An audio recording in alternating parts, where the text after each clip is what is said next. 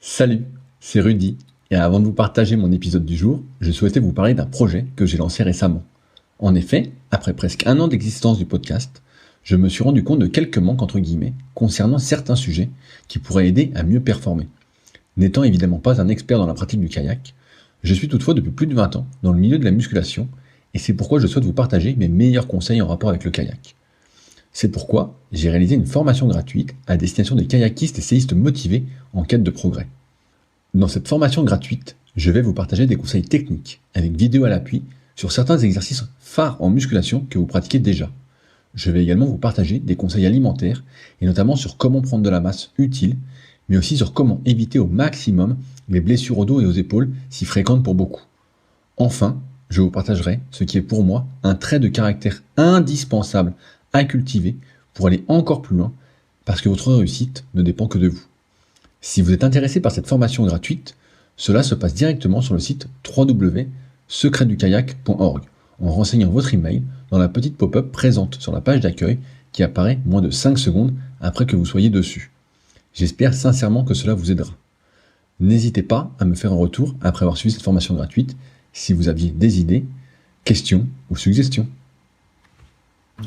Salut, c'est Rudy et je vous souhaite la bienvenue pour ce nouvel épisode des Secrets du kayak. Le but de ce podcast est de vous partager ma passion du kayak de course en ligne et de partir à la rencontre des champions. Qui sont-ils et que font-ils pour performer au plus haut niveau ? Aujourd'hui, je vous partage ma conversation avec Yves Masson, figure emblématique dans le milieu du kayak, qui a été plusieurs fois champion du monde de descente par équipe, mais aussi entraîneur national pendant de nombreuses années, entre autres. C'est un épisode exceptionnel qui sent la vie comme vous allez l'entendre. Je me suis régalé et j'espère donc qu'il en sera de même pour vous. Je vous laisse maintenant découvrir Yves et ses secrets. Salut Yves, comment vas-tu ? Je vais très bien. Est-ce que tu es prêt à naviguer juste après ? Il faudra que je donne quelques petits coups de téléphone pour faire un check familial. Mais why not ?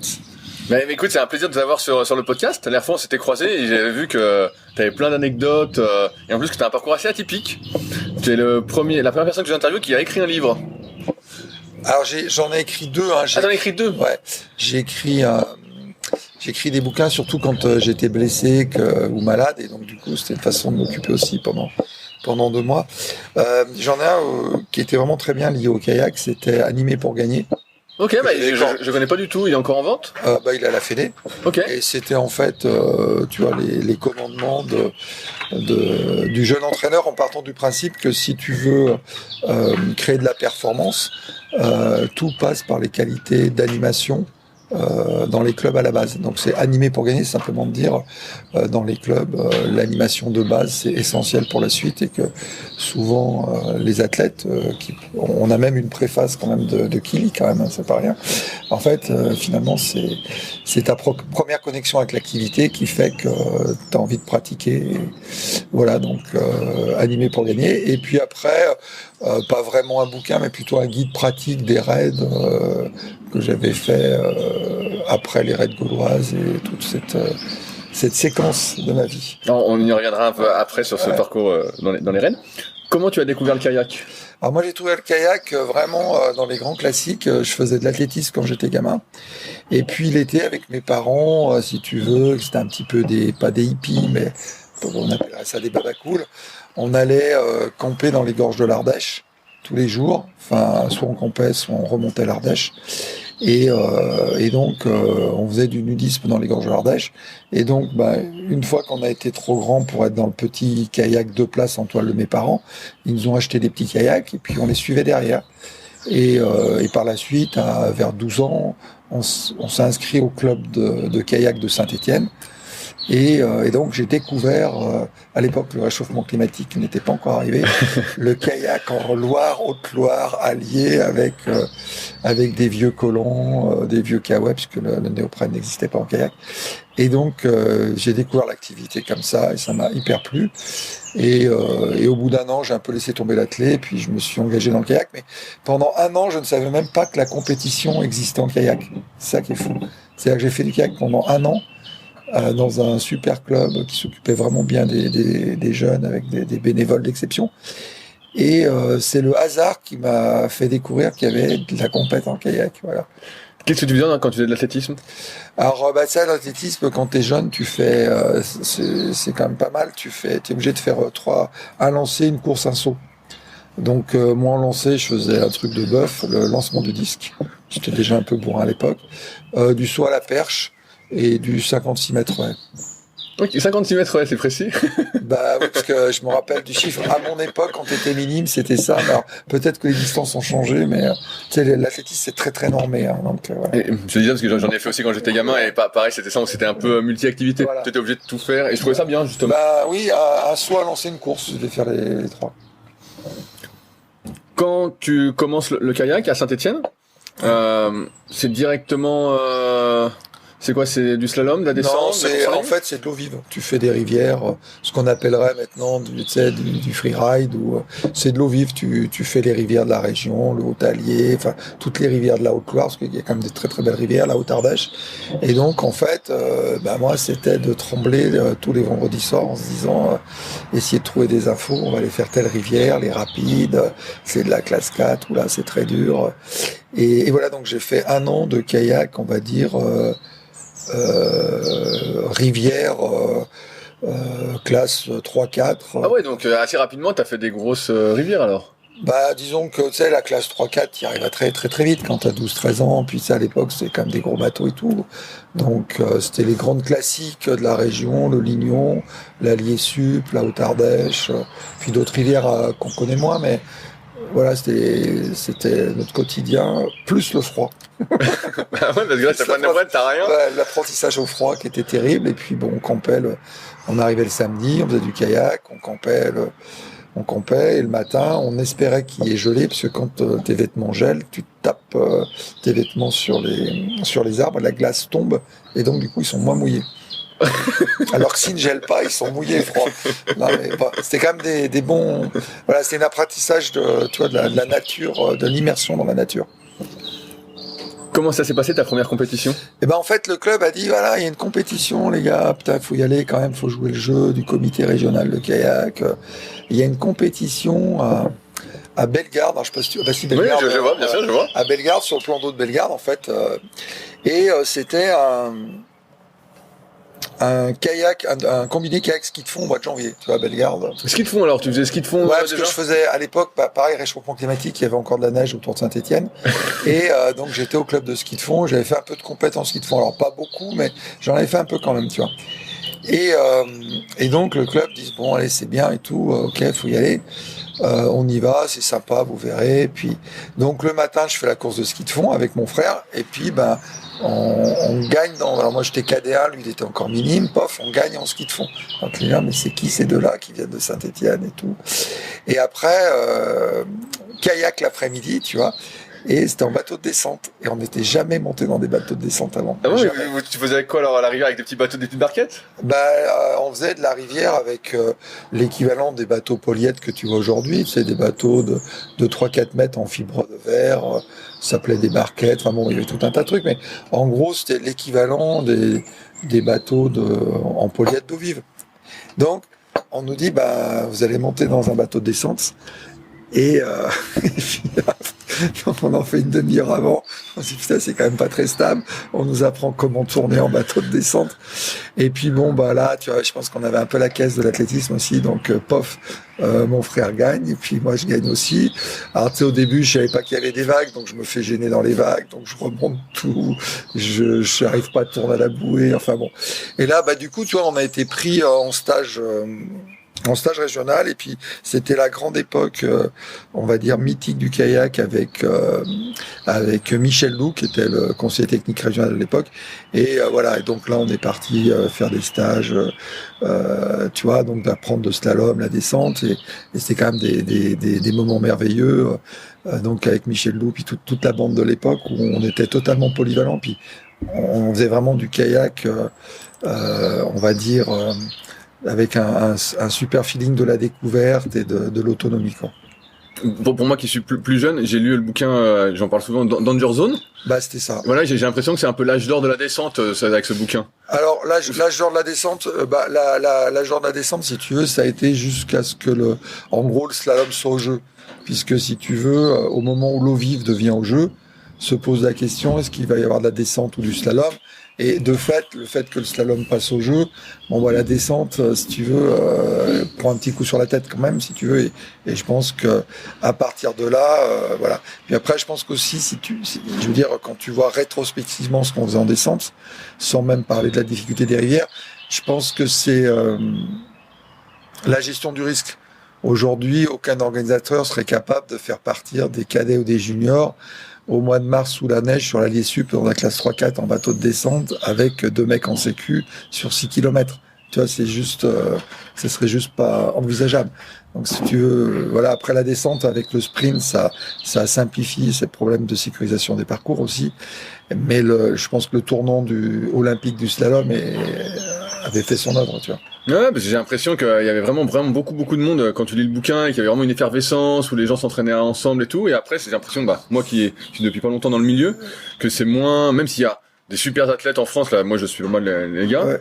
Et les filles, j'ai l'impression que c'est moins sur le devant, quoi. Non, parce qu'en fait, si tu veux, c'est un mouvement naturel, c'est-à-dire que, comment on pourrait dire,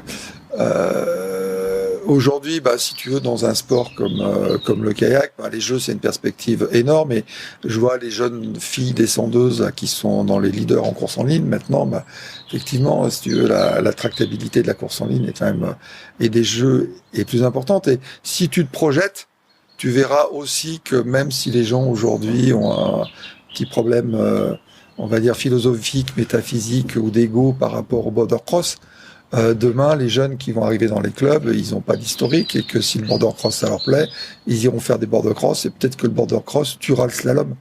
Oui, bien sûr. Et moi, je trouve que, comment on peut dire, le kayak a l'illusion d'être une activité moderne et créative, alors que c'est une activité quand même qui est très, on va dire, patrimonial, archaïque et traditionnel. C'est-à-dire qu'aujourd'hui, si tu veux, en slalom, même après des essais, tu as toujours 2 portes à passer, alors qu'une porte saurait simplifier les choses. Mais tu vois, de faire des évolutions, c'est très compliqué. D'arrêter le C2, ok, c'est un micro-drame, si tu veux, il n'y avait pas non plus 15 pays qui faisaient du C2. Pour mettre des filles à la place, tu te dis, les gens, ils arrivent à paniquer à cause de ça, tu vois.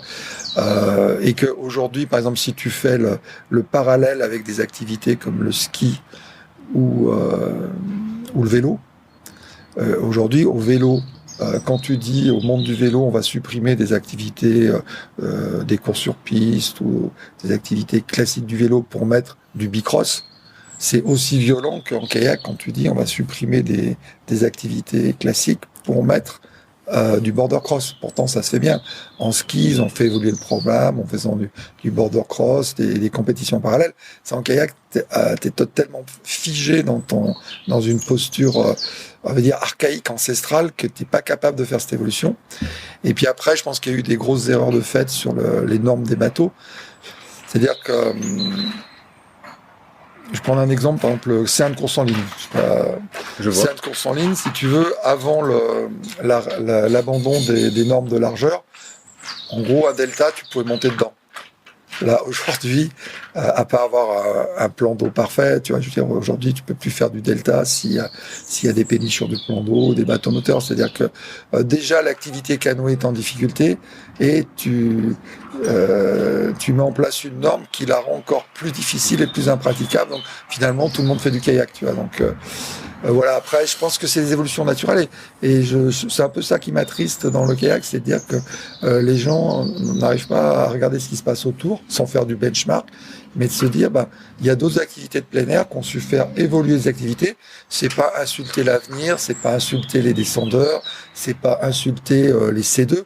C'est juste que c'est un mouvement naturel de l'activité qui essaye de se caler, comment dire, voilà. Et peut-être que dans le vélo, dans 4 ans, t'auras une épreuve de gravel, pourquoi pas. Oui, ça se développe bien. Ouais. J'ai mon associé qui est à fond gravel. Mais justement, sur le kayak, moi je trouve que c'est très difficile aujourd'hui tu vois, moi j'ai commencé après 30 ans. Ouais. C'est très difficile de s'y mettre quand t'es déjà âgé. Et comme tu dis, t'as le kayak de course en ligne et en fait, toi t'as rien. Tu peux acheter des bateaux un peu d'initiation, mais faut que je rentre dedans. Ouais. Donc c'est très difficile. Et justement, c'est pour ça que moi je suis plus en bateau de surski, parce que c'est accessible en fait.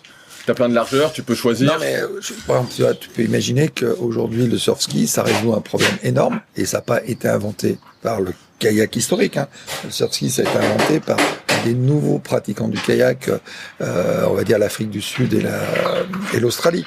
Et donc, les gens se disent, pourquoi on s'emmerde avec un kayak fermé? On va se poser dessus, et ça ira très bien. Demain, tu fais des bateaux de course en ligne, la même coque, en mode surf-ski. Bon, l'hiver, tu mets un pantalon de néoprène et des chaussons, parce que de toute façon, l'hiver, il va geler 3 fois dans l'année, et que tu règles quand même pas mal de problèmes de sécurité pour l'accès à la pratique chez les jeunes. Mais bien sûr, moi je trouve que le surf-ski, c'est beaucoup plus sécuritaire. Tu verras peut-être que dans les prochains bateaux de course en ligne, peut-être dans 4, 5, 6 ans, ils seront en mode surf-ski, sit on top, tu vois. Donc voilà. Après, sur l'accès à la pratique, oui, nous, dans notre club, comme on essaye de maintenir la jauge, c'est-à-dire, quelqu'un comme toi, avec ton gabarit, tu trouveras un bateau d'eau vive pour aller descendre le Fier en toute sécurité. Bon, là, tu vois, si tu fais de la course en ligne et tout, on peut t'amener à Bourg-Saint-Maurice. Mais, effectivement, il faut que tu aies un bateau adapté à ton gabarit. Et aujourd'hui, tu n'aurais pas ces problèmes si tu habitais en Allemagne ou si tu habitais en Hollande. Tu vois, si tu vas sur la vallée de la Durance, tous les clubs hollandais et allemands, et on va dire du nord de l'Europe, qui viennent, mais ils ont plutôt des gabarits comme le tien avec eux que des petits gabarits comme les Français. Donc la question de l'eau vive, elle est réglée, quoi. Pour revenir sur ton parcours, ouais. À partir de quand tu as commencé à vraiment te dire que tu pouvais performer au niveau mondial? Alors en fait, moi, si tu veux, j'ai eu une petite rupture. Je me suis pas mal entraîné. Et j'ai une petite rupture parce que je m'étais fait un pari personnel, c'était de passer la première année de médecine. Et donc, tu vois, il faut quand même beaucoup travailler. Et miracle, si tu veux, j'ai réussi ma première année de médecine à 18-19 ans du premier coup. Et du coup, un peu contraint, je me dis, faut que je fasse la deuxième année, je fasse la troisième année. Puis en troisième année, j'ai arrêté, puis je me suis réorienté.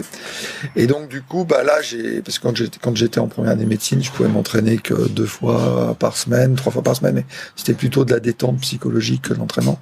Et puis après, là, je me suis beaucoup entraîné. Puis le fait d'avoir fait des études de médecine, ça me donnait un avantage phénoménal sur les autres en compréhension de la physio, de l'anatomie. C'est ton métier, donc tu vois à peu près de ce dont je parle. Et donc, du coup, à cette époque-là, ce qu'il faut bien voir, c'est que la course en ligne un peu, le slalom pas du tout, la descente, ça commençait. Donc, des gens, par exemple, comme Bénézy, avaient commencé pas mal à s'engager, si tu veux, dans des techniques d'entraînement, on va dire, sur la filière énergétique. Mais ce qu'il faut voir, c'est que dans les années 80, c'était tous les débuts du fractionné en fonction des filières énergétiques. Et tout ça, c'était quand même pas si facile d'accès pour soit des entraîneurs qui avaient pas la capacité de comprendre ça. Et dès l'instant où tu comprenais un peu ce que se passait sur ces filières, que tu allais voir un peu en natation, en athlète qui avait quelques années d'avance, tu mets en place son entraînement, et donc sans être un super athlète, mine de rien, tu arrivais quand même à performer un peu le jour J. Et là où j'ai compris que je pouvais m'en sortir au niveau mondial, c'est avec l'avènement de la pagaie creuse, parce que moi j'avais pas un super feeling du coup de pagaie. Tu vois, la pagaie plate, faut quand même un super feeling dans l'eau. Et l'arrivée de la pagaie creuse, en gros, ça permettait de potentialiser tout le travail que je faisais en muscu, ce qui était moins, si tu veux, quand tu fais de la pagaie plate, tu peux potentialiser ta force musculaire, mais moins facilement qu'avec une pagaie creuse, et ça demande plus de feeling, plus de toucher. Et donc moi, la pagaie creuse, ça a été génial. Et en fait, je fais le pari dans les années 90 de faire la Coupe du Monde sur l'Arieux, et donc je suis l'un des premiers à utiliser la pagaie creuse. Et en fait, ça marche au-delà de toute espérance. Et voilà. Mais moi, j'ai compris que je pouvais performer en n'étant pas, on va dire, comment on pourrait dire, en n'ayant pas des dons physiologiques extraordinaires, parce que je connaissais des gens. Donc moi, il fallait toujours que j'ai un petit cran en innovation, quelque chose qui fait que dans le montage de mon entraînement, tu vois, de toujours avancer un peu. Et après, je voulais faire de la course en ligne, mais à ce moment-là, il y a eu alors parce qu'en course en ligne, j'étais pas mauvais, je m'entraînais avec Lubac, et l'hiver, avec Bréjon, Vavasseur, tous ces gens-là, comme j'étais à l'INSEP, donc si tu veux, je faisais beaucoup de courses en ligne aussi, donc ça m'avait beaucoup apporté de ramer avec ces gens-là, de pagayer. Et au moment où, en 93, je me dis, tiens, je vais peut-être tenter. En fait, j'étais, tu vois, sur les courses, ça allait très bien, tu vois, en termes de classement. Et quand j'ai compris que c'était des quotas internationaux, je me suis dit, peut-être dans les 3 meilleurs français, ça va pas suffire. Parce que si t'as pas le quota, t'es mort. Et bon, sans être un roi des mathématiques, j'ai quand même regardé un peu les résultats. Je me dis, oula, ça va être chaud de se sélectionner en course en ligne. Donc, même les meilleurs français n'est pas certain d'y arriver. Donc, je me suis dit, le jeu n'en vaut pas la chandelle. J'ai arrêté. Et après, du coup, le hasard de la vie a fait que je me suis retrouvé sur des raids gauloises, des trucs comme ça. Mais voilà, donc moi, ça a été vraiment génial, le kayak. Et puis, voilà, de toujours essayer de trouver des choses, de m'inspirer des autres sports, notamment de la natation, parce que en fait, t'as très peu de sports où, si tu veux, ta performance passe par la qualité d'un appui isocinétique. Alors toi, bon. Ouais, je vois ce que tu veux dire. Donc en fait, t'as l'aviron, t'as le kayak et la natation. Et donc c'est toujours intéressant de voir. Alors l'aviron, il y a un système de guidage, mais par exemple la natation, voilà. Si tu veux, toute ma théorie du kayak, c'était de dire, c'est l'athlète qui crée l'appui. C'est pas, tu ne subis pas l'appui généré par la pagaie. Et pourquoi je te dis ça? Parce que si tu veux. Dès l'instant où c'est pas toi qui crée l'appui, l'accélération dans l'eau, tu l'as subi, et en la subissant, je veux dire, ton potentiel d'accélération de vitesse est moindre. Et donc, l'illusion d'avoir une grosse pagaie pour avoir plus d'appui, c'est juste conforter le fait que tu n'as pas assez de feeling pour créer ton appui, donc tu te réfugies derrière un gros appui. Toi, c'est un peu comme en natation, je sens pas l'appui, donc je prends des plaquettes. Ok, je vois. En fait, tu vas pas nager avec des plaquettes non plus. Et donc, pour moi, c'était un petit peu ça. Et après si tu veux, alors c'est pour ça que ça va super intéresser le 200 mètres, c'était de dire le problème de la cadence. Et c'était à cette époque-là, c'était le moment, alors, en vélo, ils ont fait la bascule où j'en mets des braquets énormes. Voilà, là, de plus en plus, j'ai écouté les podcasts, justement, ils emmènent des braquets de plus en plus gros, là. Oui, sauf que là maintenant, si tu veux, les mecs ils sont en cadence. Si tu veux, si tu regardes les images du Tour de France dans l'école, les mecs emmenaient des braquets, mais surtout ils étaient avec des cadences assez basses de pédalage. Et donc en fait, ils se sont rendus compte pour générer la même puissance, un braquet un peu plus petit, mais avec une cadence super élevée. Il crevait moins musculairement. Voilà. Et donc je pense qu'en kayak, par moment, les gens se perdent. Si tu veux, dans un appui trop important qui leur permet pas de générer suffisamment de cadence, en tout cas de cadence propre, où tu es toujours dans une phase contrôlée au positif de l'appui. Voilà. Et puis après, je pense que le truc aussi, alors moi j'ai adoré faire du sprint, j'étais très fort en sprint, j'ai tout gagné, je pense, en sprint quasiment, en kayak de descente, enfin toutes les coupes du monde, enfin tout ce qui s'est fait en sprint, c'était la fin de ma carrière que j'avais gagné. Et moi j'adorais le sprint parce que justement les montées en cadence c'était super important. Et quand il y a eu le 200 mètres en course en ligne, moi qui venais de l'athlé, qui entraînait des gens en course à pied à côté, je trouvais qu'en kayak les gens avaient raté quelque chose, c'est que bien sûr qu'en sprint il faut de la puissance musculaire, mais la coordination à des très hautes fréquences, ça s'apprend à côté. Tu vois, c'est-à-dire que tu peux pas apprendre à te coordonner maintenant à 150 coups de pagaie si déjà tu as un trop gros appui. Donc peut-être qu'il faut prendre la pagaie de ta copine.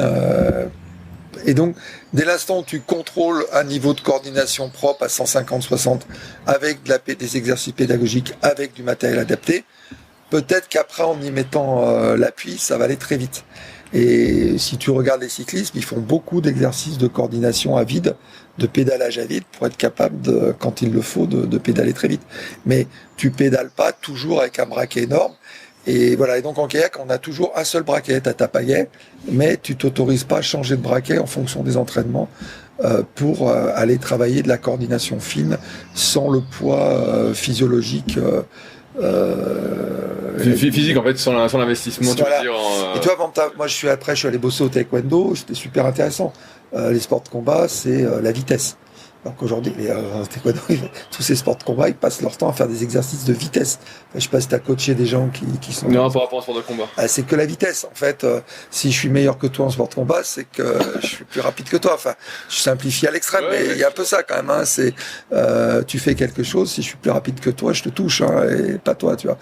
Et donc en athlète, tous les exercices, tu sais, que tu fais de vitesse, toutes les gammes, toutes les gammes de vitesse. Donc là, quand tu fais ces gammes de vitesse, t'es pas en train de faire un 100 mètres pleine charge. Si tu veux comprendre sur un 100 mètres ce que c'est que de courir en 10 secondes, bah en fait, tu cours sur un plan incliné de 10%, puis tu vas voir ce que c'est. Alors après, tu as l'image mentale de ce que ça pourrait être, mais voilà. Et donc voilà, si j'étais resté au kayak, ça m'aurait été vraiment très intéressant de travailler sur cette espèce de dialectique puissance-force et cadence-coordination. Ouais, je vois ce que tu veux dire parce que je suis en plein dans ce truc-là. Moi, j'ai commencé avec les plus grosses pagaies qui existaient parce que je me disais voilà. Ouais. Et maintenant, chaque année, je réduis ma pagaie et je vais de plus en plus avec une plus. Oui, mais pagaie. Pourquoi ? Parce que tu pagaies de mieux en mieux. Aussi, oui. Et donc, ta parce qu'en fait, je domine mon appui comme tu dis exactement. Alors que là, vraiment, je sens que c'est moi qui fais. Ouais. Alors qu'avant, des fois, si j'étais fatigué, je subissais, je me désagrégeais un peu. Voilà, tu te désagréges et donc musculairement, bah, toi, ta chaîne musculaire est moins performante. Ouais, t'arrives à moins transmettre quoi. Voilà. T'as moins de force. Et quand tu nages, bah, tu sens bien quand t'arrives à accélérer l'eau ou quand tu mets la main dans l'eau. Voilà, donc c'était un petit peu tout ça. Et puis, bon, voilà, moi j'ai eu la chance de faire la descente quand c'était, on va dire, les années fastes, et puis de faire des rivières. Enfin, tu vois, quand on voyait vraiment du lourd, hein, tu sais, quand t'allais au départ, moi ça m'est arrivé, tu vois, par moment d'esquimoter 20 minutes avant le départ pour me dire bon bah si jamais ça se passe mal, t'avais aussi cette prise de risque quand même. Et ça veut dire que quand tu t'entraînais, t'hésitais pas justement à changer de pagaie en fonction de la séance ? Ouais, et puis si tu veux, quand je pouvais aller m'entraîner, par exemple, de temps en temps, je suis allé m'entraîner avec Lubac, parce que c'était un des meilleurs de la course en ligne qui était à côté de Lyon. Voilà, donc j'hésitais pas à changer de matériel et de bateau et de trucs pour, tu vois, augmenter mon panel de sensations. Oui, je vois ce que tu veux dire. Et du coup, si tu veux, c'était contemporain parce que à l'époque à l'INSEP, la préparation mentale c'était un truc pour les gens en difficulté. Donc moi j'ai fait de la préparation mentale et donc c'était vraiment lié sur on n'est pas là pour résoudre des problèmes psychologiques complexes. On est là pour optimiser ce que tu vas faire le jour J.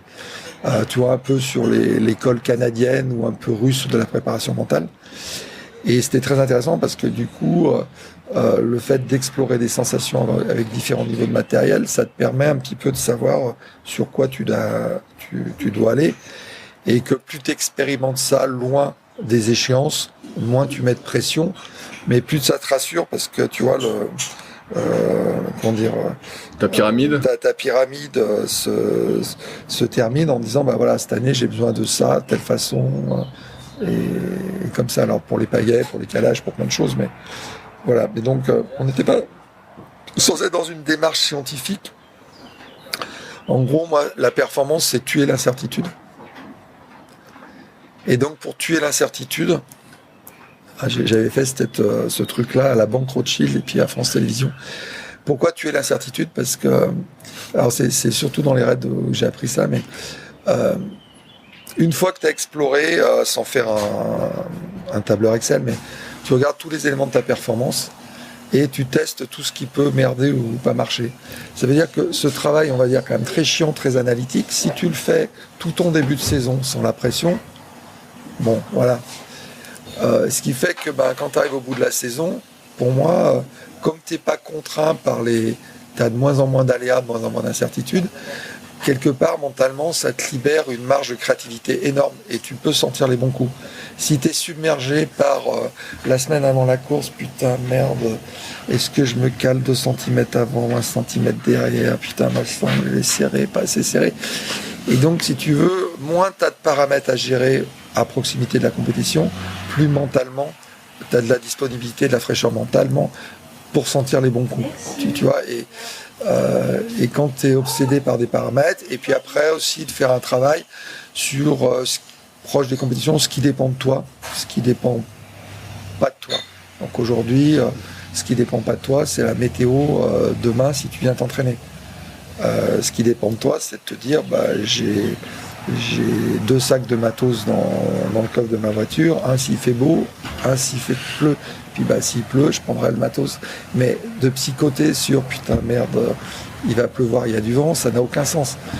Et à un moment, je donne cet exemple de la météo parce qu'on est en sport plein air, mais t'as trop de gens qui partent dont l'esprit partent dans des mauvaises boucles négatives, puisque souvent ils se sentent submergés par des choses qui ne dépendent pas d'eux. Bien sûr, tu t'attends. Moi, je vois ce que tu veux dire. Tu t'attends à ce qu'il fasse beau. Donc tu dis, oh, le lac va être nickel et tout. Et t'arrives et d'un coup, le vent se lève et il y a de l'orage. Tu dis, oh merde. Et là, tout de suite, t'es un peu submergé. Tu dis, oh putain, la séance.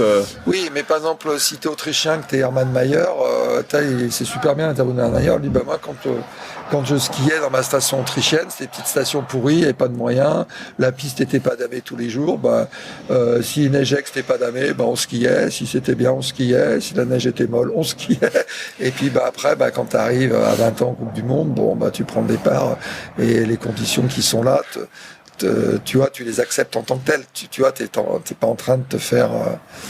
voilà, et donc je trouve que donc il y a un petit peu ça, et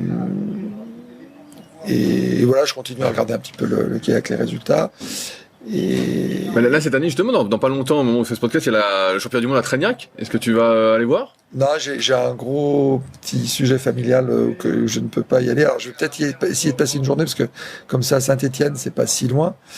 Et tu vois, si j'y vais, je vais prendre un bateau pour pouvoir descendre la rivière, parce que c'est vraiment une très très très belle rivière.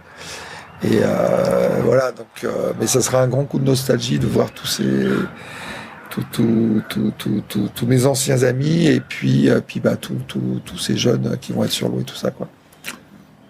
Est-ce que tu as une explication au fait qu'il y a beaucoup de Français qui sont forts justement en descente? À chaque fois quand je regarde les Coupes du Monde, les Championnats du Monde, je vois toujours plein de Français qui trustent les premières places ou les podiums, contrairement aux autres nations où des fois il y en a un qui sort, mais nous on voit que là par exemple sélection française, les 3 qui sont sélectionnés en classique pourraient gagner. Oui. Alors après, je pense que c'est déjà des gens qui s'entraînent sérieusement. Alors, il subsiste une tradition de l'entraînement en descente qui me semble un peu plus pertinente, par exemple, qu'en course en ligne. D'ailleurs, on le voit parce que souvent, tu as des gens de la descente, comme les fameuses filles au STEM qui viennent en course en ligne. Donc, ils doivent quand même pas si mal s'entraîner que ça, si tu veux. Donc, il y a une tradition d'une certaine qualité de pertinence de l'entraînement, tu vois, que par moment, t'as pas forcément dans tous les clubs de course en ligne, tu vois. Et après, avec beaucoup de respect, on va dire le niveau de compétitivité internationale, c'est pas celui de la course en ligne non plus. Tu vois, en descente, t'as quelques pays qui peuvent faire de la descente sérieusement. En France, t'as encore des moyens financiers pour acheter du matériel, pour financer des clubs. Aujourd'hui, la plupart des pays, on va dire standards, ils concentrent leurs moyens essentiellement sur l'olympisme. Donc, si tu veux, avec beaucoup de respect pour ces gens-là qui font des bonnes perfs, je pense que le niveau de compétitivité internationale n'est pas du tout celui de la course en ligne. Voilà, c'est avec beaucoup de respect. Encore une fois, on parle pas des mêmes choses, tu vois. Qu'est-ce qui fait que tu arrêtes entre guillemets le kayak pour passer au raid? Alors c'est le hasard, c'était un plan à la Gilles Zoc, parce que j'étais bien pote avec Gilles Zoc, qui me dit putain, on va faire le raid gauloise, Yves, il y a un mec qui nous a planté, il faut que tu viennes à Céus en Patagonie, il faut faire quoi, des sommets à 4000 dans la neige. Je dis ouais, ok, tu sais, moi c'est pas trop mon truc. Et mais bon, il y aura plus de 100 bornes de kayak et du canoë, ok, très bien. Bon, je dis écoute, allez, on va aller faire un entraînement, puis on verra si ça me plaît. Donc quand tu fais des entraînements pour le raid gauloise, tu pars, tu vois, pendant 24 heures à marcher en montagne. Et ça m'a éclaté. Et puis bon, j'avais quand même une grosse caisse du kayak. Donc du coup là, je me suis mis à faire un peu vraiment de l'endurance longue. Et puis tu vois, j'ai atteint finalement un bon niveau. Puis après, l'endurance, c'est quand même, comment on pourrait dire, c'est transporter son poids. Donc dès que tu maigris beaucoup, forcément ça se passe bien. Oui, j'allais dire, t'étais plutôt costaud, et tout à l'heure tu dis que t'étais plutôt bourrin quand t'étais jeune, donc j'imagine que t'étais costaud physiquement, donc pour les raids alors. En fait, pour les raids, j'ai perdu énormément du haut. Hein. C'est surtout ça, tu vois, j'ai beaucoup maigri et tout. Et tu sais, on dit par exemple en marathon, quand tu cours dans la cible des 3 temps marathon, 1 kilo égale 4 minutes. Ok. Ah, mais voilà. Ah, d'accord. Les marathoniens, c'est pas par hasard où les mecs, si les mecs font 55 kilos, les filles 42, si tu veux. C'est pas vrai. En cycliste aussi, on peut pas dire que les gens ils soient bien épais non plus. Donc du coup, ça s'est fait naturellement et pareil. Donc nous, on était quand même assez astucieux, donc on a quand même fait des bons coups tactiques en orientation et tout. Donc ça, j'en ai gagné 3 raids gauloises comme ça, donc ça m'a bien occupé. Et après, tu sais, j'avais 40 ans, machin, j'avais plus trop le temps de faire tout ça. Et je faisais les raids gauloises, ceux qui se passaient, si tu veux, en septembre-octobre, parce que je pouvais bien m'entraîner l'été, mais après, avec ton métier, tu vois, au milieu de l'année, c'est pas possible de prendre 3 semaines de vacances, tu vois. Et puis après, j'ai fait 3 fois l'UTMB. Ah, t'as fait l'UTMB aussi? Ouais. Et donc, une année, j'ai fait 15e au scratch et 6e français. J'étais content. Putain, mais c'est énorme. Devant les mecs des teams, ouais. Donc, j'étais content de ça. Ouais, et est-ce que... Là, je reviens un peu en arrière. Ouais. Quand tu faisais du kayak, tu faisais aussi beaucoup d'activités en dehors de la course à pied, alors, en fait, de la natation, peut-être? Alors, je nageais. Alors, ce qui m'a fait le plus progresser, c'est la natation en kayak, tu vois. Et je faisais souvent des journées triathlon.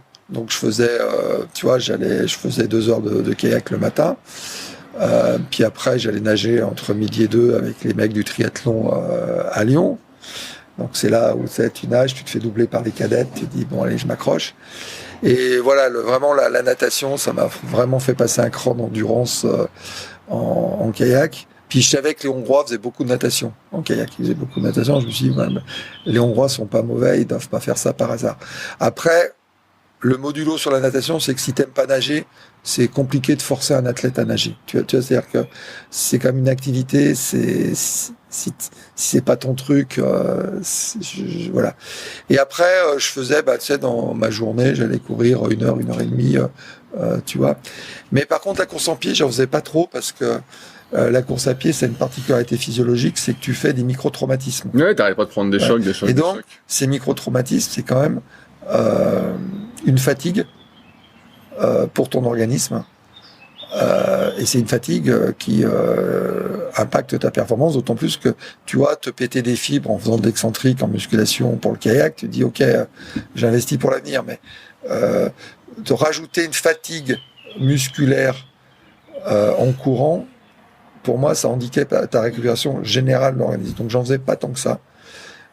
Plutôt des séquences assez courtes. Et à la place, l'été, je faisais énormément de vélo parce que le vélo ne génère pas de micro-traumatisme. Exactement, ce que j'allais dire, c'est un peu comme au kayak. Moi, j'ai l'impression, quand je fais une séance de muscu, t'as des courbatures, ça te gêne et tout. Et le kayak, comme c'est surtout du concentrique, entre guillemets, t'as pas ces courbatures ou qu'il y a beaucoup moins.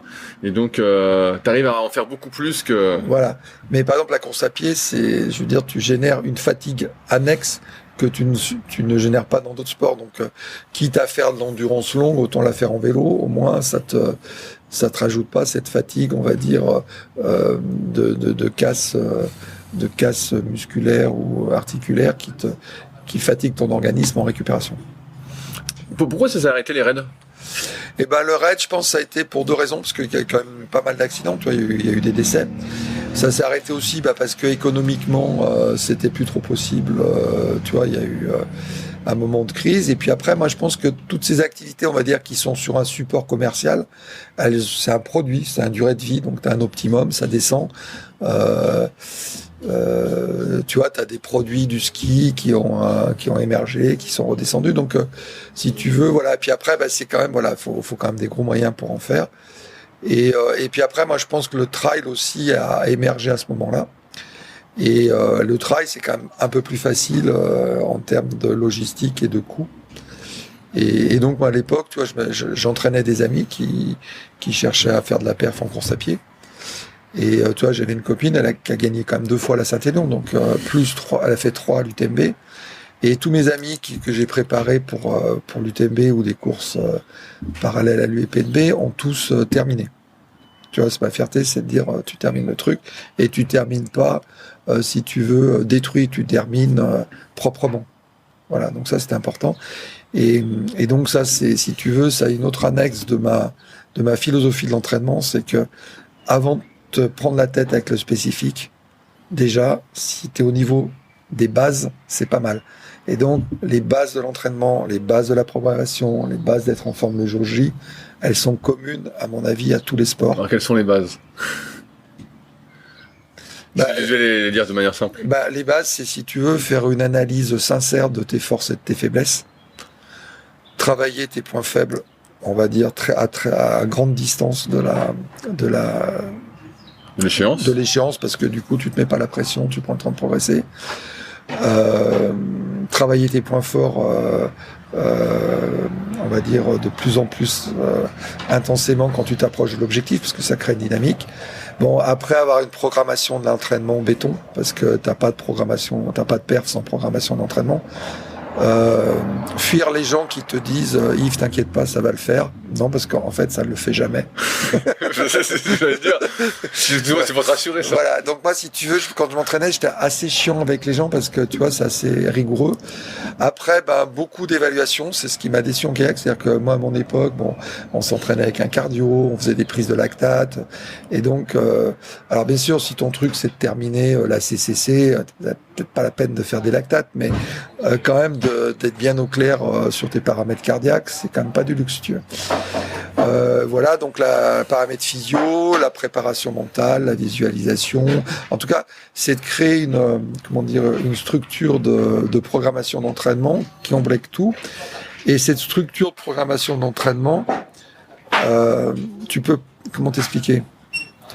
Alors, je dis pas ça par rapport à ton business, mais non, t'inquiète pas. C'est compliqué de se dire, tiens, je vais faire un 10 bornes, je vais acheter Jogging Magazine et je vais avoir les séances types. Bien sûr, moi j'étais abonné à Jogging quand j'étais gamin. Voilà, okay. Chaque année, t'avais le plan 10 km. C'est des bons conseils, tu vois, je veux dire. C'est des conseils généraux. Voilà. Non, si tu veux, si t'es pas sportif professionnel, et même d'ailleurs si tu l'es, pour moi, quand t'es coach, la première chose, c'est quelle est ta réalité sociale ou socio-professionnelle. Donc, une fois que dans ta planification annuelle, tu as mis les moments incontournables de ta réalité socio-professionnelle. Donc, t'es jeune, c'est les dates de tes examens. Si tu bosses un peu, c'est des trucs. Si tu as une vie affective, c'est putain, non, là, tiens, je vais avoir un gamin au mois de mars. Et donc, si tu veux, il faut prendre en compte déjà dans la programmation d'entraînement les grands moments, on va dire, socio-professionnels. Parce que tu ne peux pas programmer tes périodes, on va dire, d'intensité et de repos sans tenir compte de ça. Tu vois. Et souvent, tu vois, les gens, l'erreur, c'est de dire, putain, j'ai passé ma semaine d'examen, allez, je me fais un super cycle à fond. Non, mec, t'as passé ta semaine d'examen, t'as une fatigue psychologique terrible. Prends-toi encore 2-3 jours. Parce que la fatigue mentale fait que au bout de 3 séances sur l'eau, tu vas péter un câble. Ouais, parce que tu vas te cramer et que tous les stress et toutes les fatigues s'accumulent. Et donc, moi, dans la programmation, si tu veux, sur mes process Excel, si tu veux, j'avais une ordonnée, 2 bases. Une base, on va dire, préparation physique, et une base, sur le même graphique, la base spécifique kayak. Et donc, par exemple, mes variations de volume d'entraînement, on va dire, dans la première partie de la saison, se faisaient uniquement les cycles sur la prépa physique, donc muscu, avec les différents styles de muscu, course à pied, ce que tu veux, natation, avec une base de kayak stable, où je testais des choses, je faisais du volume, un peu d'entraînement. Et après, j'avais une bascule dans l'année où je stabilisais ma prépa physique en me disant, je ne cherche plus à progresser, mais je cherche simplement à maintenir mes acquis. Donc, tu vois, par exemple, en muscu, on va dire 2 mois avant les grandes compètes, je faisais du statodynamique, des choses assez légères qui te généraient pas de la fatigue et de la contrainte. Mais par contre, tous mes gros cycles d'entraînement, ils se faisaient sur la partie spécifique du kayak avec tout ce que tu sais en préparation. Mais tu vois, j'essayais d'avoir une vision globale. Et bien sûr, dans ce diagramme-là, avec les gens que j'entraînais, c'est quoi les moments cruciaux de ta vie sociale, personnelle. Sinon, on va passer à côté de quelque chose, quoi. Tu parles beaucoup du fait d'avoir entraîné les autres, mais est-ce que toi on t'a entraîné quand tu étais en plein dans ta carrière ? Non, on m'a donné envie de m'entraîner. Par contre, La chance d'avoir fait des études de médecine a fait que ça a généré une super curiosité. Donc, à l'époque, il n'y avait pas Internet. Donc, je passais mon temps dans les bibliothèques à lire des bouquins d'entraînement, de natation, de course à pied, de vélo, parce qu'en kayak, c'était pas encore très bien au point. Donc, rapidement, si tu veux, alors, c'est pas du tout prétentieux, mais, en fait, en théorie de l'entraînement, si tu veux, j'attendais pas grand chose des entraîneurs, à part générer une logistique correcte. Et après, j'ai pu échanger avec quelques entraîneurs qui avaient acquis à mon niveau, tu vois, mais c'était plutôt sur de l'analyse technique, des choses comme ça, ou peut-être que sur l'analyse technique, j'étais pas quand même un grand technicien du kayak quand même, mais voilà. Et donc du coup, après, il y a eu une génération d'entraîneurs qui ont été formés, ce qui était intéressant. Et après coup, ce qui s'est passé, il y a eu une période à la Fédé de kayak. Alors, c'est un peu terrible ce que je vais dire, mais ça existe dans d'autres sports aussi. Tant que tu prends pas une grande claque dans la gueule, c'est rester sur ses acquis. Donc, j'ai fait des études à un moment, j'ai acquis des connaissances, mais 10 ans après, c'est les mêmes.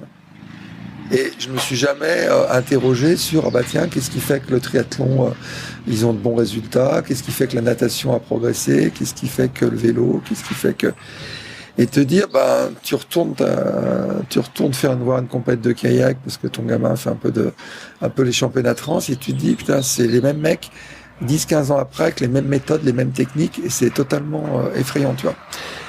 Et moi, la première question que je poserais à un entraîneur si je devais recruter, une fois qu'il m'a expliqué son parcours, c'est la dernière fois que tu as ouvert un livre d'entraînement et la dernière fois que tu as discuté avec quelqu'un d'un autre sport sur des techniques d'entraînement.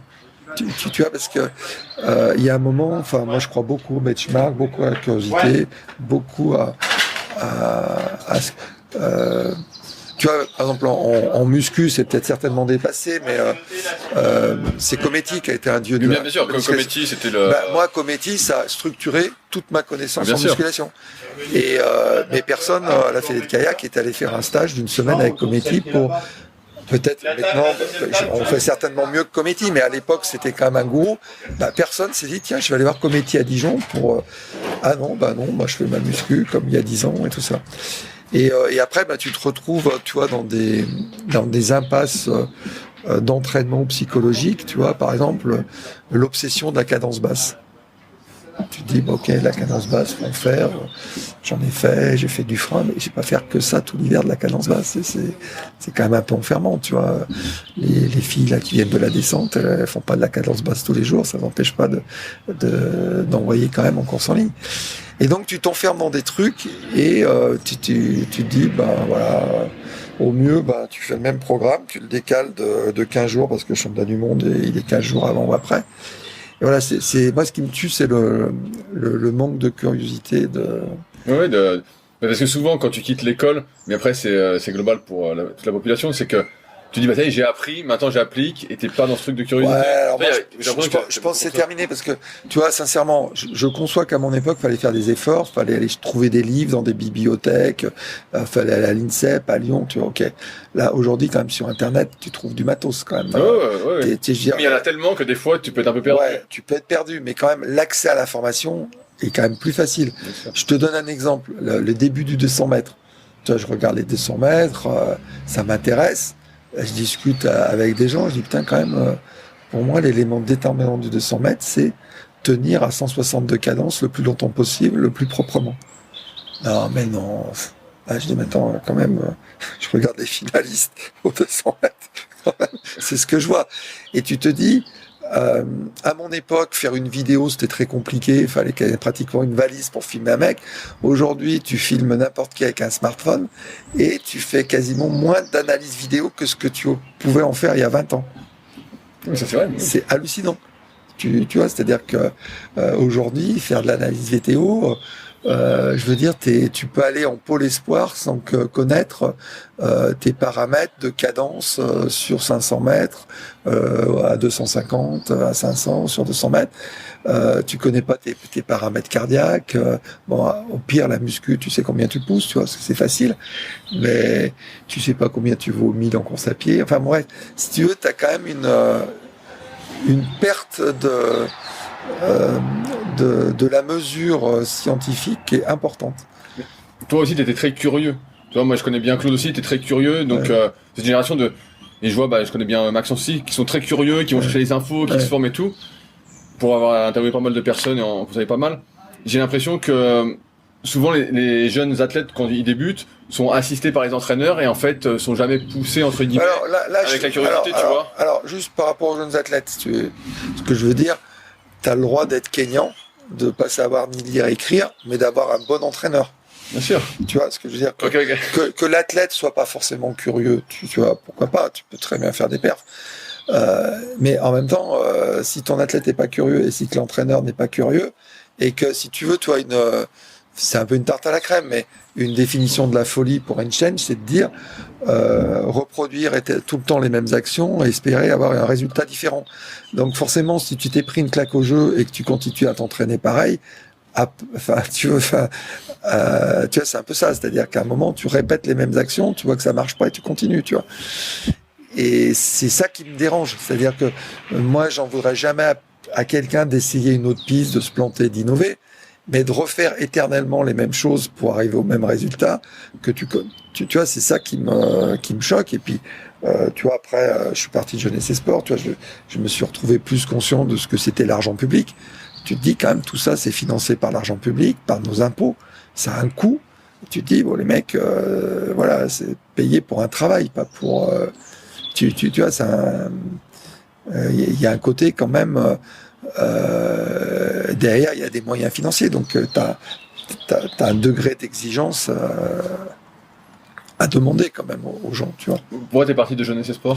Alors moi, je suis parti, donc quand on a fait Animer pour gagner, on a dit, bah voilà, il faut que aussi les choses, pour innover, il faut aussi changer les personnes. Tu vois, pour innover, tu peux garder quelques personnes qui sont un peu la mémoire, et puis c'est bien d'injecter du sang neuf, tu vois.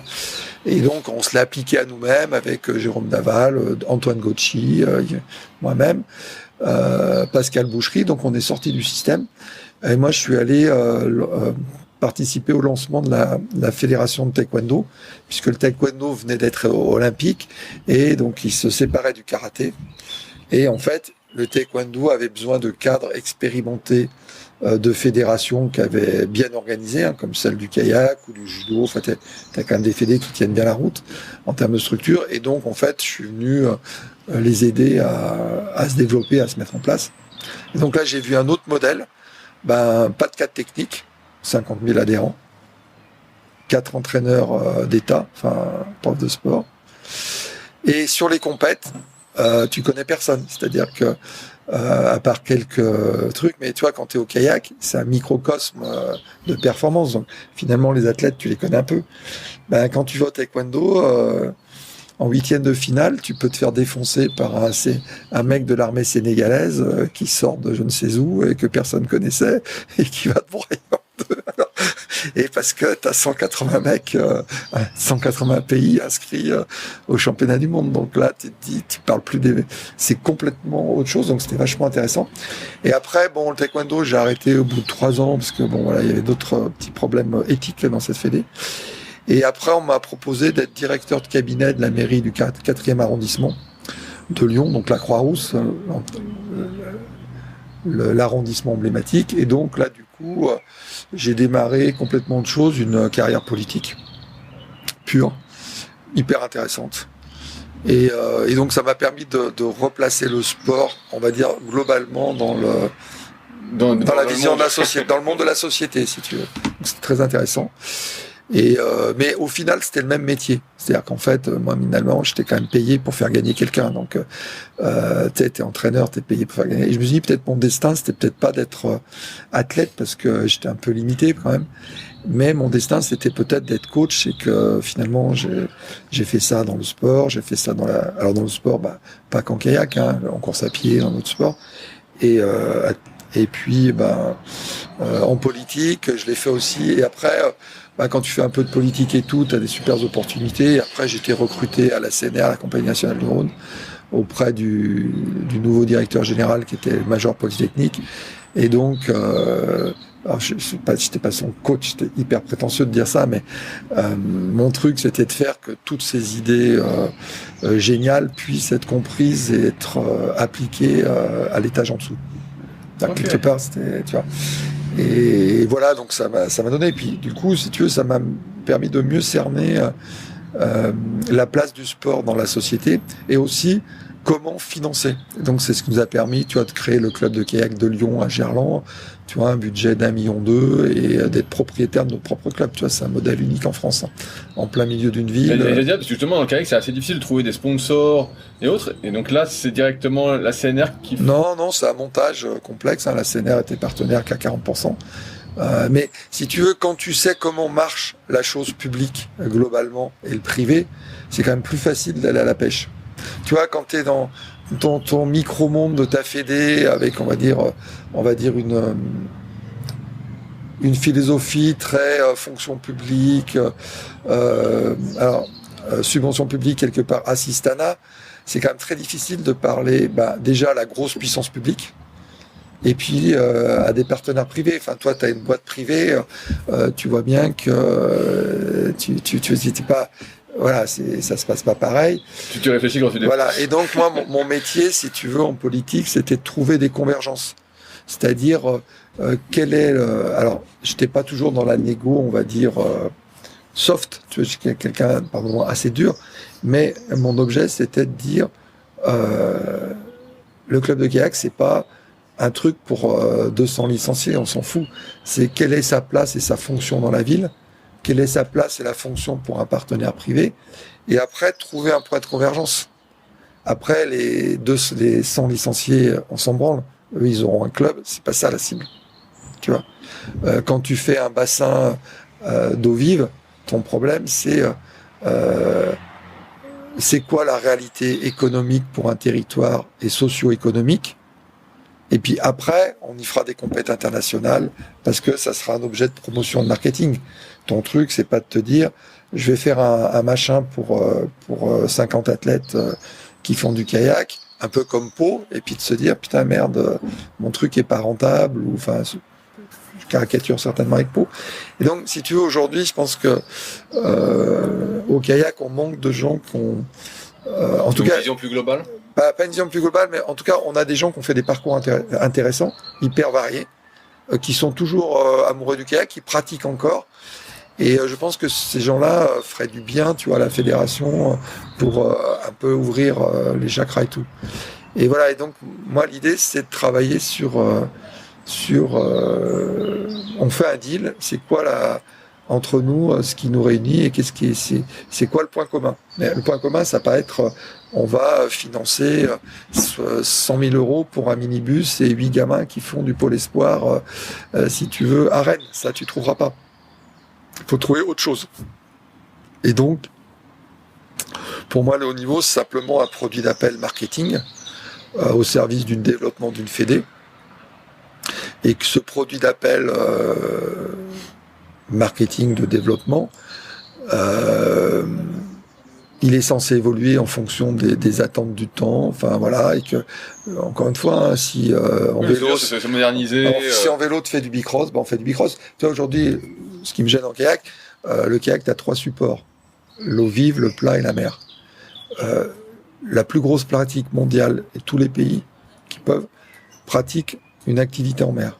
Tu te dis, tu fais sauter un ou deux trucs de la course en ligne et tu fais un truc en mer sur le triangle olympique, vu que tu as déjà l'infrastructure, ça va choquer personne si, je dis n'importe quoi, on fait pas de C4 500 au jeu. Hein. Il n'y aura pas une manif devant le CIO, si tu veux.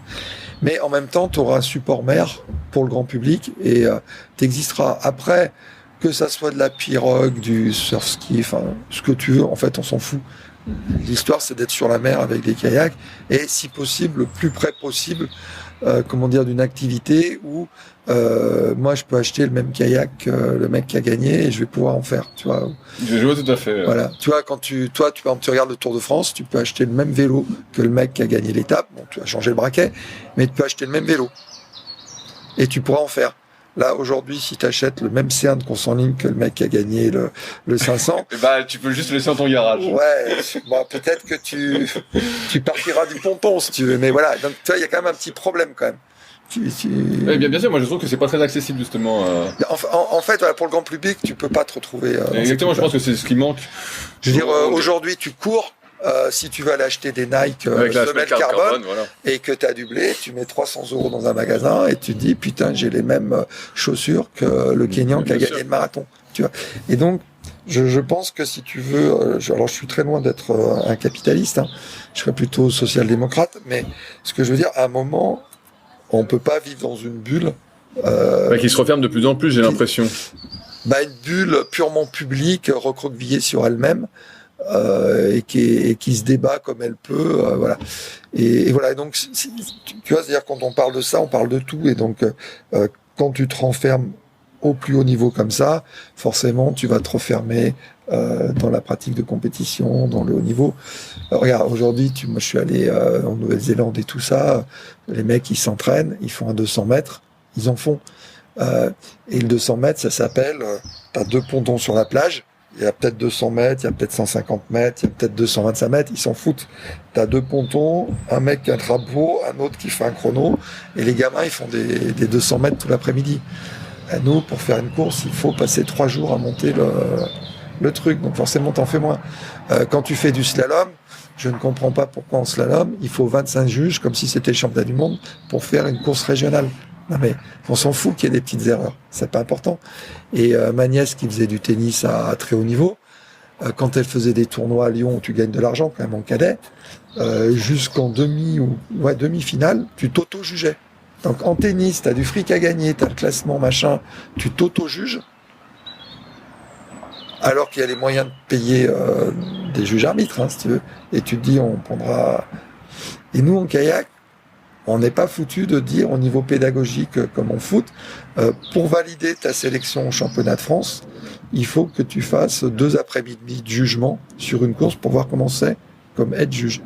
Et puis, on peut faire plus de courses à Saint-Pierre avec 5-6 juges. Tu vois, t'as pas besoin de mobiliser. Et donc, en fait, pourquoi je te dis ça? Parce que j'avais fait un petit texte il y a quelques années lors des élections, c'était de dire le vrai sujet pour moi, c'est qui doit payer le vrai coût du kayak. Donc, est-ce que c'est... en fait, comme les partenaires publics se désengagent un peu, les partenaires privés, peu de clubs arrivent à en avoir, donc en fait, c'est le pratiquant qui doit payer. Et donc, finalement, comment réduire les coûts?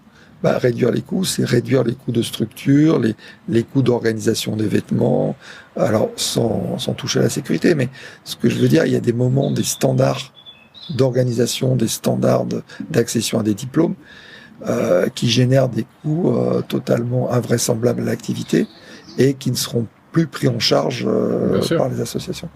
Et donc, voilà. Donc, mais pour ça, il faut rendre le sport plus accessible pour que le gars qui débute ou la fille qui débute puisse se dire moi aussi, je peux faire du kayak. Oui, mais si tu veux, par exemple, quand tu vas faire les championnats de France de course en ligne, par exemple, mon fils de slalom quand il était gamin, tu vas payer 10 €, 15 € d'inscription. Moi, garder mon fils à Lyon 3 jours à la Croix-Rousse, à 10 €, il va même pas au ciné. Donc, si tu veux, il y a un truc qui va pas. C'est-à-dire que tu vas faire le championnat de France de kayak, ça te coûte moins cher d'aller faire le championnat de France de kayak que de rester 3 jours. Que d'aller au ciné. Non, mais tu vois, il y a un moment, si tu veux que tu aies des bénévoles qui soient indemnisés correctement, si tu veux avoir un standard d'organisation, il y a un moment, voilà. Et alors après, ça me choque d'autant plus que les gens, quand ils te disent, ils te parlent de social, c'est le même mec qui va aller faire du ski de rando avec une paire de skis à 2000 € et le même mec qui va te demander un dossard à la Saint-Élion qui va payer 70 €, mais pour une course de kayak, 10 € c'est trop cher. Je vois ce que tu veux dire. Tu vois, c'est-à-dire que là, on a un problème de fond sur les... Je pense que c'est plus un problème... Comme tu dis, socioculturel. J'ai l'impression que dans le kayak, c'est difficile de payer par soi-même, en fait. Tu vois. Oui, et quand on fait la Lyon Kayak, les gens, ils payent 80 € pour un C2. Et nos 600 C2, ils sont loués... voilà. Et si on en avait 700, on en aurait peut-être 700, tu vois. Mais ce que je veux dire, c'est que si tu veux, le coût de la pratique, ça n'a... De confondre le coût de la pratique et son impact social, ça n'a absolument rien à voir. Non, mais je vois tout à fait ce que tu veux dire. Je veux dire, c'est pas parce que le kayak est bradé que t'as plus de gamins en difficulté qui font du kayak, t'en as même plutôt moins. Ah oui, t'en as moins. Bien sûr, mais comme tu l'as dit au début, avec ton livre Animé pour gagner, en fait, tout part des clubs et de l'accessibilité, de rendre le truc que tu puisses en faire, alors que là, moi, j'ai l'impression que c'est quand même assez, comme tu le dis, c'est assez fermé, en fait. Tu peux pas rentrer...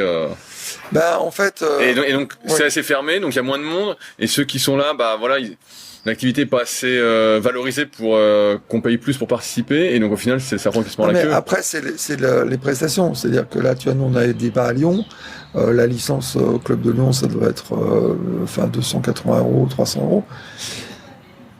Pourquoi ? Parce que tu as une prestation en face, tu as des cadres, tu as un super local, tu es au centre-ville de Lyon, pas obligé d'aller prendre ta bagnole pour aller te déshabiller dans un conteneur pourri en périphérie. Donc tu payes une prestation quand même. Si tu veux aller à Miribel, te changer sur le parking, c'est possible. Donc là, tu es dans un club, voilà. Tu as une prestation, tu as de l'encadrement, tu as du matériel prêté. Ok. Tu as des jeunes qui s'entraînent. Puis après, il y a un truc qu'il ne faut pas oublier. Toi, tu es élu au sport à la Île de Lyon. Tu vas dire, mais non, j'ai fait du kayak, c'est pas assez de subventions. C'est quoi le prix de votre licence ? 100 €. Ah, vous rigolez, monsieur Masson, 100 €, c'est quoi ? C'est la partie fédérale, mais le prix global. Ah non, le prix global, c'est 100 €. On pense peut-être passer à 110.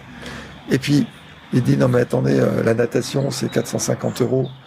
Et t'as pas de transport, l'aviron c'est 600 €. Et puis il n'y a pas de bateau à toi. Le judo c'est 400 €. C'est-à-dire que nous, dans une ville comme Lyon, le prix de marché d'un gamin qui fait du sport, à part le foot, qui reste hyper accessible, c'est ultra cher. Ton gamin il fait de la natation, on te dit pas le minibus partira à 8h, sans dire ah monsieur Masson, oui alors super, pour la compète à Bourg-en-Bresse, faut bien y être à 8h30. Ah bon, qui est-ce qui emmène les enfants ? Voilà, vous avez les téléphones de tous les parents, vous organisez entre vous, on se retrouve à la piscine samedi matin, 8h30 à Bourg-en-Bresse. Tu vois, c'est-à-dire que nous en plus on paye le transport des gens, c'est un truc de fou. je vois tout à fait. Tu vois, c'est-à-dire que les gens te disent ah ben c'est un peu trop cher. Et donc aujourd'hui, tu verras que le premier truc qui va sauter, alors pas en son lit, mais c'était déjà le cas, c'est le coût du transport. C'est-à-dire qu'aujourd'hui, les gens qui font un peu de l'eau vive sympa, allez, ils ont leur kangou, ils mettent 4 kayaks dessus, et puis ils partent à 2 kangous faire le fier, et ils se font leur petite navette, et ils n'ont pas besoin de camion avec de remorques et tout. Et les gens qui font du slalom, la plupart maintenant, ils se déplacent aussi beaucoup. Un peu perso, quoi. Donc voilà, on a un peu dérapé sur... Non, mais on aborde tous les sujets que tu veux. Ouais. De toute façon, on arrive un petit peu au bout.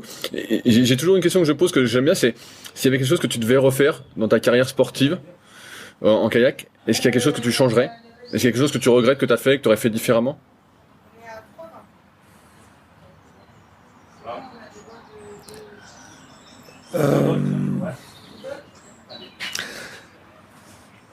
J'aurais fait une petite pause de quelques mois, tout en gardant un certain niveau d'entraînement, mais pour aller voir, quelques coupes du monde en tant que spectateur.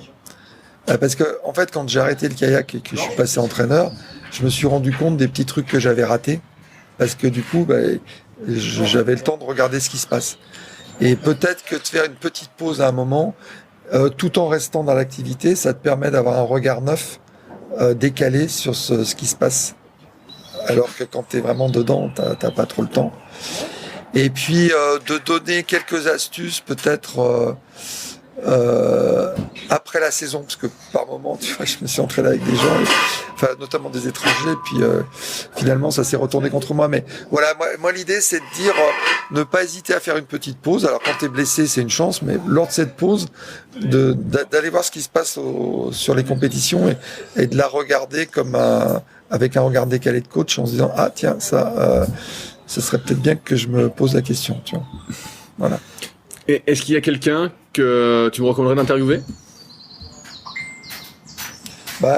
Je pense que dans des gens qui ont été les pionniers de l'entraînement, on va dire, structuré, sérieux, Claude Bénézy, mais tu l'as déjà fait. Oui, j'ai prévu de refaire aussi un deuxième épisode avec Claude, que je vois c'était justement pour Vichy. Voilà, Claude Bénézy, c'est quand même quelqu'un qui a fait des choses vraiment variées. Est-ce que tu aurais le contact de Gilles Zoc ? Ouais, Gilles Zoc. Alors Gilles Zoc, lui, c'était un génie du kayak. Et en fait, sa difficulté à Gilles Zoc, c'est qu'en fait, lui, il gagnait tout le temps.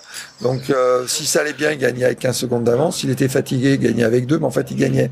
Donc, si tu veux, il se posait peut-être pas de questions. Par contre, le génie de Gilles Zoc, c'est quand tu montais dans le minibus avec Gilles Zoc au départ, tu n'avais plus aucun doute. C'était évident que t'allais perdre. Non, ce que je veux dire, c'était évident que, alors moi je courais, il faisait du cerf, moi je faisais du kayak, donc je n'étais pas en compétition avec lui, mais si tu veux, t'étais dans une dynamique positive et une confiance en soi surnaturelle. Mais en même temps, pas travailler, tu vois, comme si c'était un don de Gilles Zoc, c'était une confiance invraisemblable. Et sur le raid gauloise, où normalement on aurait dû inférioriser par des gens du ski alpiniste, du ski de rando, des cyclistes, je veux dire, avec Gilles Zoc, t'es dans la forêt, dans la pampa avec ta boussole, à aucun moment tu doutes. Donc je pense que quand même Gilles Zoc, son génie, c'est quand t'es avec Gilles Zoc, c'est impossible de douter, t'y crois jusqu'au bout, quoi. Super. Voilà. Merci Yves pour ton temps, c'était génial, je me suis régalé comme d'habitude, j'adore toutes ces anecdotes. Puis j'attends qu'on puisse voter pour toi, donc si j'ai bien compris. Ah non, mais je me prends pas. Non, en gros, t'as bien compris mon truc. Moi, j'entraîne les autres, parce que quand on m'a proposé sur Deadlist, je voulais pas être élu. Parce que être élu, si tu veux, toi les gens font du bashing, mais quand tu as 36 000 communes en France, donc t'as très peu d'élus qui sont salariés. La plupart, c'est des bénévoles. Et si toi, par exemple, t'es élu au sport de ta petite communauté de communes, je veux dire, et que tu fais ça sérieusement, c'est-à-dire que tous les soirs, tu tapes les réunions, les associations, si tu le fais correctement. Et donc, d'être élu, c'est quand même un don de bénévole phénoménal dans, on va dire, 99% des cas. Mais comme tu es bientôt à la retraite. Non, moi je sais pas trop. Je vais attendre. Tu sais, en fait, moi j'ai eu la chance, si tu veux, de voir passer des choses au moment où je m'y attendais pas. Je savais pas que j'allais bosser au taekwondo. Je savais pas. Toi, j'ai travaillé chez Eder, chez Salomon, à l'innovation sur les nouvelles chaussures, les nouveaux sacs à dos. J'ai fait de la politique, je le savais pas 6 mois avant. Je me suis retrouvé dans le monde de l'énergie renouvelable. Je le savais pas 3 mois avant. Et donc, j'ai confiance à ma bonne étoile. Je me dis, il y a toujours quelque chose qui passe. Peut-être que je vais faire affaire avec toi pour lancer, pour développer une super idée autour de la muscu. Mais voilà, je m'interdis rien. Et en fait, je suis toujours souvent à l'écoute des propositions, surtout quand elles sont un peu décalées, tu vois. Voilà. Super. Merci Yves de ton temps. C'est l'heure d'aller sur l'eau. Voilà. Si vous êtes encore là, c'est que l'épisode vous a plu. Dans ce cas, je vous invite grandement à m'aider à faire grandir ce podcast en mettant une note de 5 étoiles et un commentaire d'encouragement sur l'application de podcast où vous l'écoutez et plus particulièrement sur l'application podcast d'Apple. Cela m'aidera d'autant plus à accueillir les meilleurs kayakistes français grâce à la crédibilité que vous me donnerez. Enfin, vous pouvez retrouver la retranscription écrite de cet échange sur www.secretdukayak.org. En attendant, laissez glisser et à la semaine prochaine.